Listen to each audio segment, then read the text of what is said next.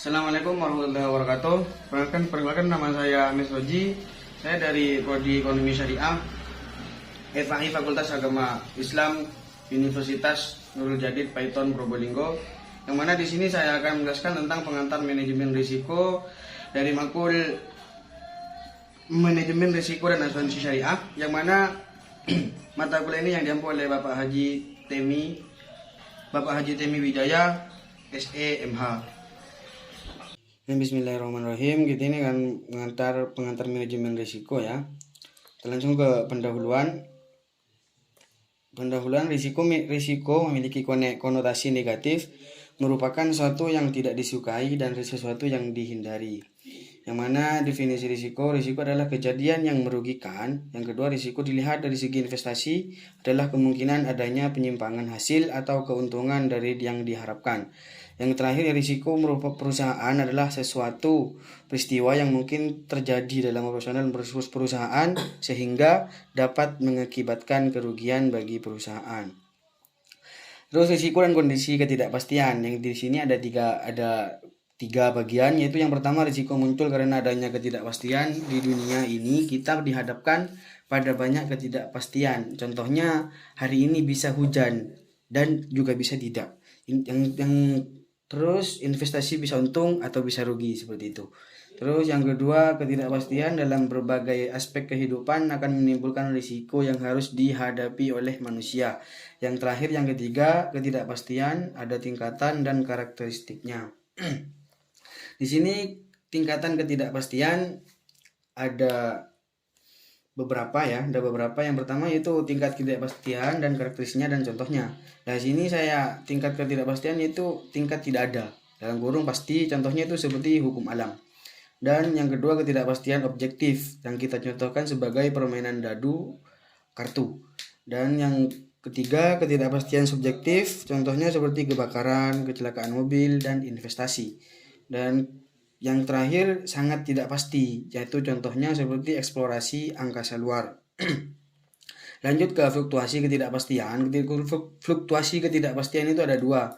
Ketidakpastian dapat dicermin dari fluktuasi pergerakan yang tinggi. Makin tinggi fluktuasi, maka ketidakpastian semakin tinggi.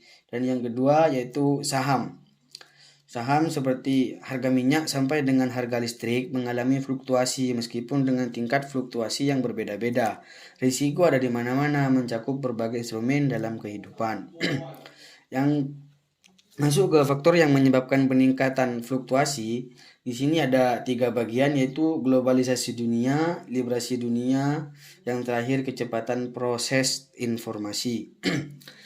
Tipe-tipe risiko yaitu ada dua, yaitu risiko murni dan risiko spekulatif. Terus di sini kategori risiko kita bagi menjadi dua, yaitu risiko statis dan risiko dinamis. Kategori risiko dan ada risiko objektif dan risiko subjektif. Contoh-contoh risiko murni yaitu seperti ada tipe risiko, dan di sini kita ilustrasikan menjadi tiga ya. Risiko aset fisik yaitu dengan kita ilustrasikan seperti kebakaran yang melanda gudang atau bangunan perusahaan. Terus yang kedua yaitu risiko karyawan, kita ilustrasikan seperti kecelakaan yang mengakibatkan karyawan cedera, kegiatan operasional menjadi terhambat. Yang risiko ketiga yaitu risiko legal, kita ilustrasikan menjadi seperti contoh terjadi perselisihan sehingga perusahaan lain menuntut dan meminta ganti rugi. Contoh-contoh spekulatif. Di sini ada contoh-contoh spekulatif yang mana yaitu tipe risiko seperti risiko pasar, risiko kredit, risiko likuiditas, dan risiko operasional. Risiko pasar yaitu contohnya seperti harga pasar saham dalam portofolio perusahaan mengalami penurunan yang mengakibatkan kerugian yang dialami perusahaan.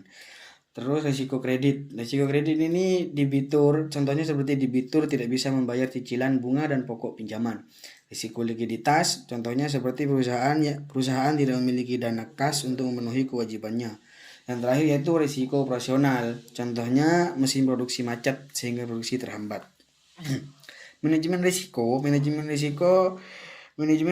yang akan dipelajari ini terkait dengan konteks organisasi atau perusahaan, yaitu bagaimana satu organisasi mengelola risiko yang dihadapinya.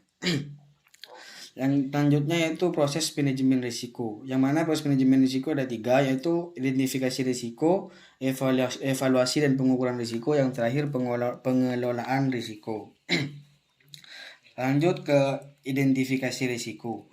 Identifikasi risiko ini ada 2. Identifikasi risiko dilakukan untuk mengidentifikasi risiko-risiko apa saja yang dihadapi organisasi.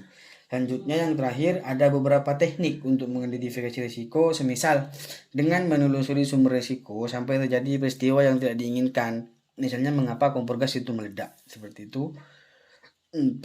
Evaluasi dan pengukuran risiko. Setelah melakukan identifikasi, maka langkah selanjutnya adalah mengatur dan mengevaluasi risiko. Tujuan evaluasi ini ialah evaluasi risiko adalah untuk memahami karakteristik risiko dengan lebih baik. Jika kita memperoleh pemahaman yang lebih baik, maka risiko akan lebih mudah dikendalikan. Evaluasi yang lebih sistematis dilakukan untuk mengukur risiko tersebut. Selanjutnya yaitu pengelolaan risiko. Pengelolaan risiko ini ada 3 ya. Yang pertama yaitu penghindaran, yang kedua ditahan, dan yang ketiga diversifikasikan.